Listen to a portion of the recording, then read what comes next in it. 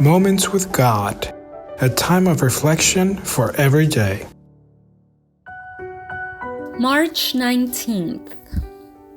Chain of Influences. He that walketh with wise men shall be wise, but a companion of fools shall be destroyed. Proverbs 13:20. A few years ago, the American government was intensely searching for a terrorist who was responsible for the fall of the Twin Towers in 2001.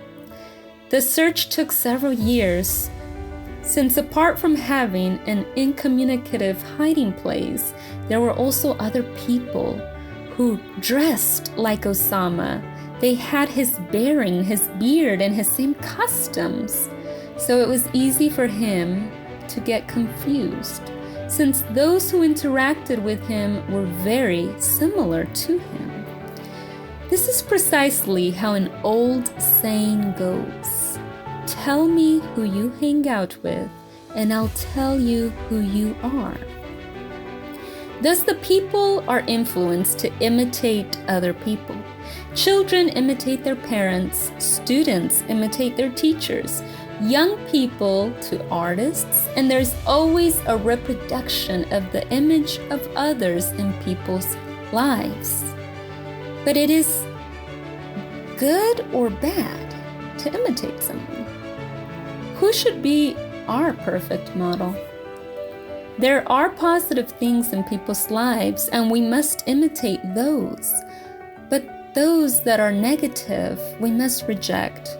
Christ is our perfect model, and we must look to him and strive to reproduce his character in our lives. In order to imitate someone, it is necessary to spend time studying them or sharing moments with them. And to the extent that we relate to other people, to the extent that we make friends, and that human tie unites us, the more influence we will have on them and them on us. That is why the Bible tells us that he who walks with wise men will be wise, but he who walks with fools will be broken. Well, of course, it has a lot to do with the people we interact with, and they will be an influence on us. So if our religious leader is not doing well, we will appear to him. If our church rejects some points of the Bible, we will be influenced to the same. That is, to a large extent, our way of being is closely related to our environment. Young people desire companionship, and in the same proportion to the intensity with which they lavish their feelings and affections on those with whom they associate, will the power of those friends become a blessing or a curse to them. Therefore, parents, be careful. Be aware of the influences of associating with others. If we choose the influence of people with low standards and practices and we interact with them, it is certain that we will become contaminated. Well, prisons have stories of men and women who never thought of murdering, stealing, or taking drugs, but the influences of supposed friends drag them to commit wrong acts. He who walks with fools will be broken.